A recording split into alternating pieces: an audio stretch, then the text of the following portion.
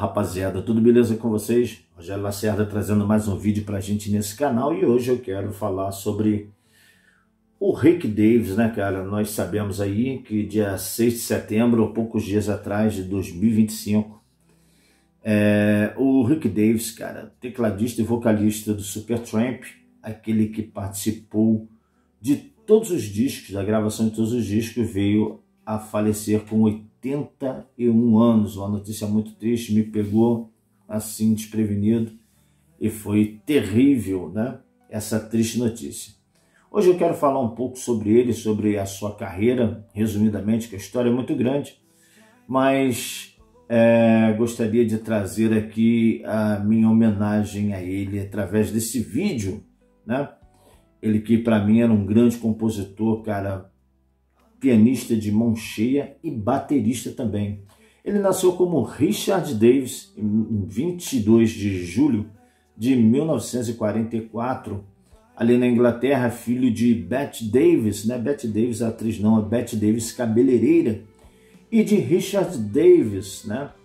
O seu pai era marinheiro da Marinha Mercante, ali na Inglaterra, e ele veio de uma família muito pobre, a família que não tinha muito recurso, mas desde novo a sua mãe, a Bette Davis, ela tinha percebido que ele tinha um gosto por música e prestava atenção nas músicas quando eram tocadas em casa. O que acontece? Quando ele tinha 8 anos de idade, os seus pais compraram uma vitrolinha usada e junto com essa vitrolinha o dono decidiu dar alguns discos, né, de brinde para a família. E entre esses discos tinha um disco de um baterista muito conceituado na época, considerado um baterista virtuoso, chamado Gene Krupa. E tinha um disco dele chamado Drumming Man. O Rick Davies ouviu aquele disco com 8 anos de idade e ficou enlouquecido, e ele decidiu que ele queria ser como Gene Krupa, ser um grande baterista. Em entrevistas posteriores, o Rick Davies ele falou que foi o disco que ele mais ouviu na vida dele. Ele disse que ouviu esse disco, Drumming Man, mais de 2.000 vezes. E ali, como não tinham dinheiro para comprar uma bateria, um amigo da família, vendo o grande anseio pelo Rick de ser um baterista, construiu uma bateria improvisada com latas de biscoito, lata de leite. Antigamente você sabe que o biscoito vinha aquelas latas grandes, né? E ali o cara montou uma bateria para o Rick Davies aos 8 anos fazer aquela barulhada ali na vizinhança, né? Com isso, aos 12 anos de idade, ele entra para uma banda chamada Brass and Jubilee e segue tocando com esse pessoal até que, em certo ponto da sua adolescência, já sendo conhecido como um grande baterista, o Chick Churchill, tecladista do 10 Years After, decide chamar o Rick Davies para tocar algumas músicas do seu disco chamado You and Me. Se você quer dar uma conferida aí no trabalho do Rick Davies como baterista, cata o disco You and Me do Chick Churchill, tecladista do 10 Years After. Mais à frente, o Rick Davies ele conhece o Richard Palmer James, que na verdade também declarou que considerava o Rick Davies o melhor baterista com quem ele tinha tocado, né? O Richard Palmer James veio a ser um dos primeiros membros a entrar no Supertramp junto com o Rick Davies como guitarrista, o Richard Palmer. E ali o que acontece? Ele decide montar a sua primeira banda, o Rick Davies, a banda chamada Rick's Blues, já que ele gostava muito de blues e jazz. Ele já começou ali seus primeiros trabalhos como pianista. Ele largou um pouco a bateria de lado e começou a tocar piano. Inclusive fazia parte como baterista dessa banda, já que ele foi para o piano, o Gilbert O'Sullivan. Tu conhece o Gilbert O'Sullivan como um grande compositor de música romântica britânico. Ele que disse que o Rick Davies o ensinou a tocar piano e bateria, né? O Gilbert O'Sullivan disse que foi o Rick Davies que o ensinou a tocar esses instrumentos. E assim foi o Rick.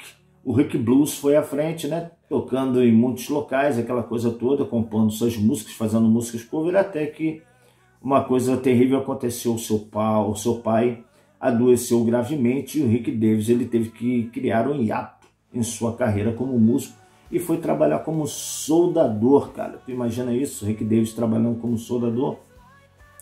E ali foi. Ele foi por algum período fazendo isso, até que o seu desejo por música foi mais forte do que ele. E ele, em 66, ele voltou como organista. Ele voltou como organista de uma banda chamada The Lonely Ones, cara. Só que ele mentiu pra galera. Ele falou que sabia tocar órgão, mas não sabia nada. Ele sabia tocar piano, mas órgão é uma técnica totalmente diferente. Mesmo assim, ele ficou um tempo na banda The Lonely Ones. Até que em 1967 ele formou, junto com Richard Palmer James, a banda The Joint. A The Joint também seguiu por um tempo aí sem fazer muito sucesso. E o que acontece? Ele conheceu um holandês chamado Stanley August Messages, né? Que como o nome dele era meio complicado, eles pegaram só as iniciais, né, do Stanley August Messages e começaram a chamá-lo de Sam. Esse Sam, ele viu que o Rick Davis ele tinha muito talento mesmo e decidiu investir nele. Como ele viu que o The Joint não ia para frente, ele falou, cara, monta uma banda para você. E nesse momento o Rick Davis estava na Suécia, na casa ele é holandês, mas morava na Suécia, na casa do Sam, e decidiu voltar para a Inglaterra para montar uma banda. E o Sam veio junto com ele. Ali o que acontece? Ele foi no Melody Maker, um jornal de anúncios de músico, que procura de músico, tipo um classificado, e colocou um anúncio dizendo que precisava de músicos para montar uma banda e que tinha um investimento, tinha um empresário.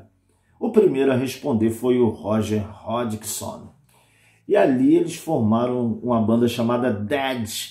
O Roger Hodgson, o Richard Palmer James e o Rick Davis, né? O Roger Hodgson entrou para ser baixista e vocalista, o Richard Palmer James, o guitarrista, e o Rick Davis como pianista.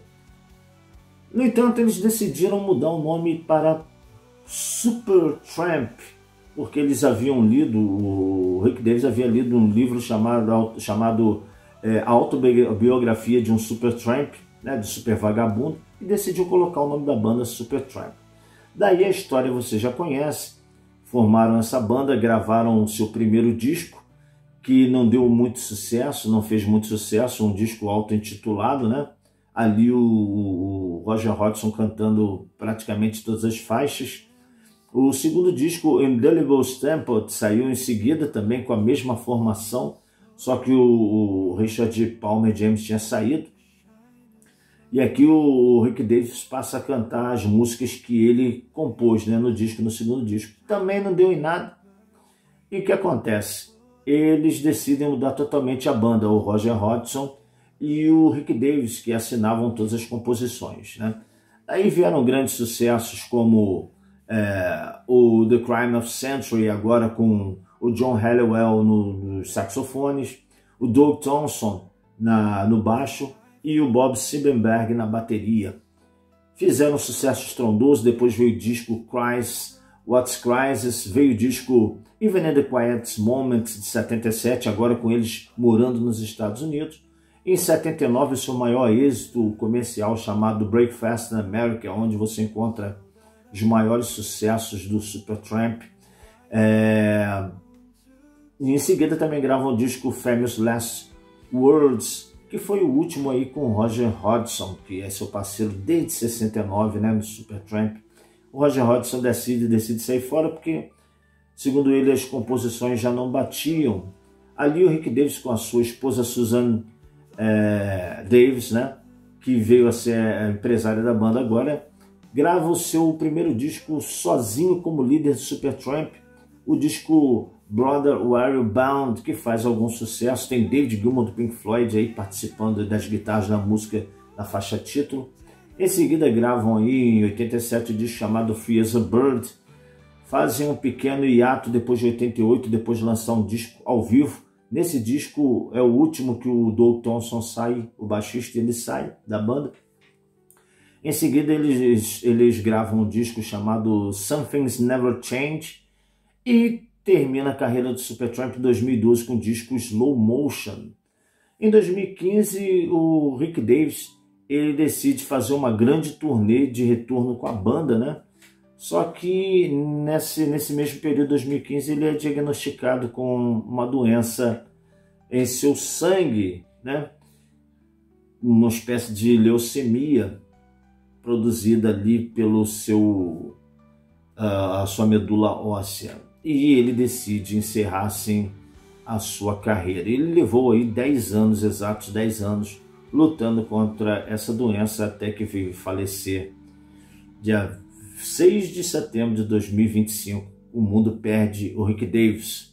Você conhece muito bem as músicas do Rick Davies, músicas como Crime of the Century, Rude, Blood's Well Right, a música Asylum, entre outras, Ain't Nobody But Me, From Now On, Lover Boy, Goodbye Stranger, a música Gone Hollywood, My Kind of Lady, Rude, Bonnie, a música Brother Bound, Free as a Bird, entre muitas outras, cara. Ele que tinha uma característica diferente do Roger Waters, a voz mais rouca, né? E composições mais progressivas para um lado de um jazz e de um blues, e que realmente deixou aí um legado irretocável. Então fica aqui mais um vídeo no nosso canal, se despedindo aí do grande Rick Davies. Eu ainda vou fazer mais alguns dissecando álbuns do Supertramp que faltam fazer, mas triste por essa perda irreparável. Valeu, galera. Peço aí você que deu seu like para ajudar o canal, você que não é inscrito, se inscreva. E vamos que vamos. Rick, valeu por tudo, meu irmão.